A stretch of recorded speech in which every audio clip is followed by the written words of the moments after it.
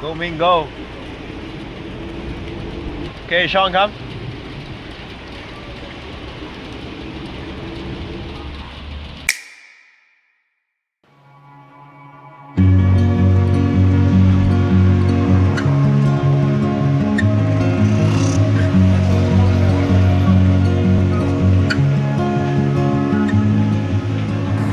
Hi, good morning and welcome to the Mid-Valley River 3 SDG Park. My name is Kennedy Michael and I'm the founder of the Alliance of River 3. I'm also the creator of this park as well as our flagship park, the 𝗪𝗏 River 3 SDG Park. Hello, I'm Xuan, co-founder of Alliance of River 3. I joined this initiative 6 to 7 years ago. We do the Gotong Royong Education by Action every Sunday 9:30 to 11:30. This is Mid-Valley River 3 SDG Park. Hi, my name is Mawa. So I'm doing an intern with the Alliance of River 3 with Xuan and Ken. Yeah. Most people ask why I do this or how the Alliance of River 3 came about. Well, I'm an accidental environmentalist.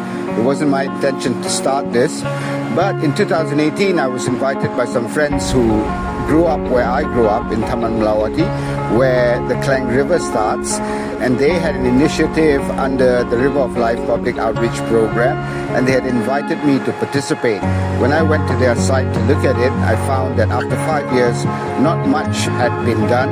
So that was when I decided that I would create a program called the River 3 River Conservation Program. So that's the River 3 as in the number, doing conservation, protection, and rehabilitation, or in short, CPR.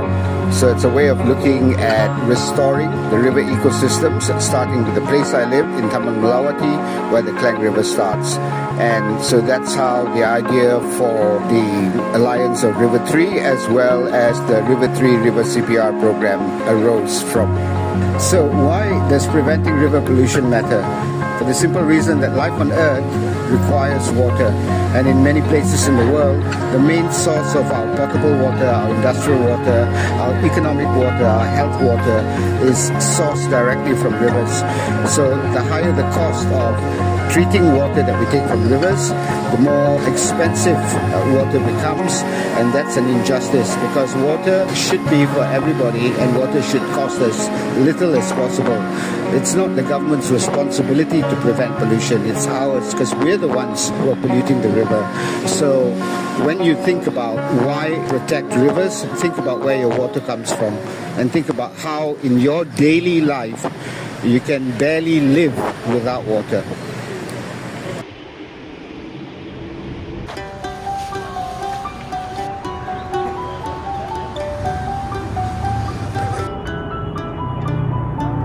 When we first got there, Mission was the one in charge of briefing us and instructing us on the volunteer work that we had to do. Whether it was bridge cleaning, picking up trash from the riverbank, carrying the logs and cutting them up.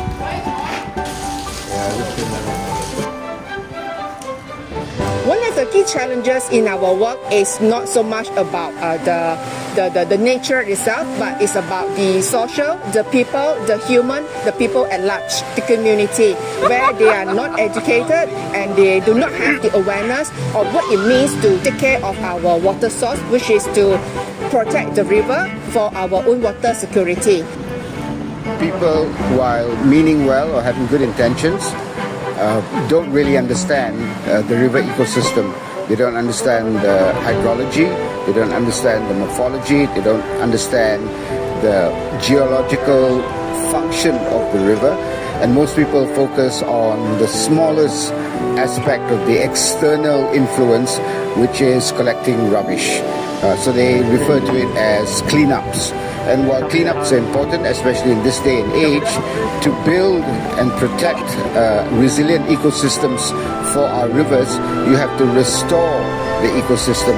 So for anyone thinking to restore a river or clean up a river, first of all, let's get rid of the idea that you clean up the river. Yes, there are places in the world, including in this river downstream from here, maybe 56 kilometers from the coast, where the government of Selangor has 7 trash booms and the 2 ocean cleanup interceptors to capture fugitive floating waste to prevent it from becoming ocean-bound plastics.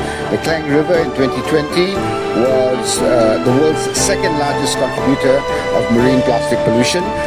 Now we're down to number 4, thanks to the efforts of the government of Selangor, Selangor Maritime Gateway, Landasan Lumayan, Sdn Bhd, 𝗪𝒂𝒂𝒕𝒊𝒄𝒂𝒕 Incorporated, the Ocean Cleanup Interceptors, and organizations and groups like us who are working along the length and breadth of the river to prevent rubbish from entering the river ecosystem, and in some places to haul rubbish out of the river ecosystem. My experience working here is like involved with the community itself, and also help them to educate all the people, to encourage them to take care of our river, especially their own neighborhood. Yeah. Throughout our volunteering, I realized that the purpose wasn't just about doing the work. Whether it was cleaning the bridge or picking up trash, ultimately it was about educating ourselves. Educating ourselves about the Alliance of River-Tree, the issue that they're facing at hand, and their cause.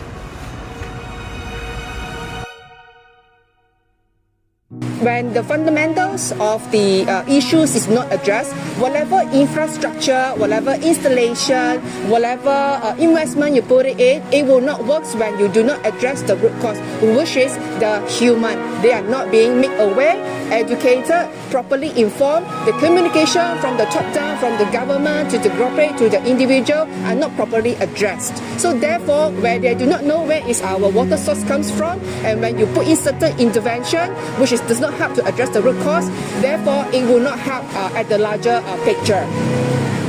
We focus on preventing rubbish from entering the river ecosystem. If you look around you, you will see that it's a very urbanized area. Where urbanized areas are, there are people, and where there are people, all the bad behaviors like littering and dumping happen. So we work on prevention, because once the rubbish gets into the river, it becomes very heavy, it's wet.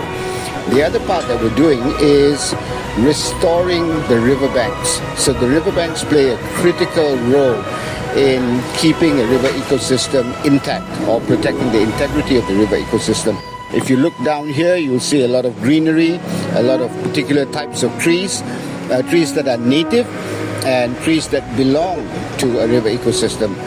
You'll also see some plants that are not native or don't belong. We put in some of these interventions to boost the biodiversity in this area, with the hope that in the long run we can remove those and introduce other types of native species of plants that will then attract native species of wildlife, including insects that are critical to the ecosystem, such as birds, butterflies, bees, and also other insects.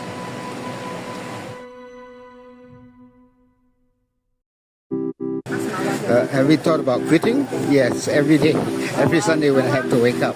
It's a thought. There's a million thoughts that run to our head, but not all thoughts you have to act on. Or sometimes you can act on the thoughts in reverse. But we do have an end date for our project. It's supposed to end on the 24th of September 2030. That's the last day for the UN Agenda 2030 Sustainable Development Goals. So does that answer your question? I think it does. So success is based on what your objective is.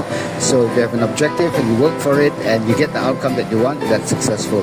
When you're looking around here, that is success. Because before we came here, this place was a rubbish dump. Rubbish was as high as here. 6,000 kilos of trash from that end to that end, about 1 meter plus embedded trash. It took us 6 months to remove 6,000 kilos. We didn't have the staircase at that time, so we had to haul everything up that way and then take all of it down to the garbage dump over there. That's success, because no one's ever done it, no one cared to do it, and now you're standing in a place that's not a rubbish dump. Before we were here, there were no plants. Well, there was. I mean, it was mainly elephant grass and lalang, and crappy stuff, which was very unsightly. But then over the last 6 years, this is what we've done. As you can see, we've put in a lot of pollinator plants. You can see our pollinator garden on the other side. So the fact that we're here every week, that we've engaged and educated and enabled more than 14,600 volunteers, including yourself, to come and do your little part for restoring our river ecosystem, that's success. Of course, there's an ultimate success and there's layers of success. But here's a really important thing that I want to tell you guys. Failure is part of success. If you knew what to do and you had the means to do it, then you wouldn't even be doing what we do. The fact is, no one knows how to do it, and so you have to find out. And part of that finding out is to fail in many different ways, to learn about what works, what doesn't work, what you should do, what you shouldn't do, and what you don't know, what you need to know in order to achieve your stated objectives. So people ask us what our end goal is. The primary objective is to educate people. People are usually moved by what they can see, not what they can understand, what they can think.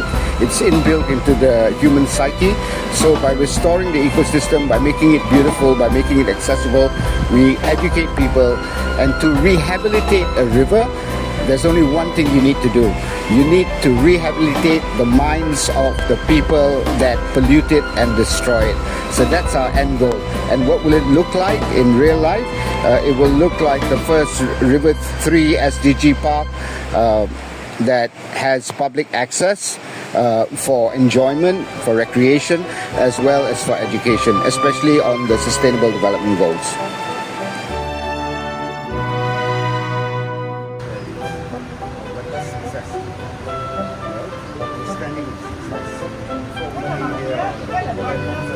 This is crazy.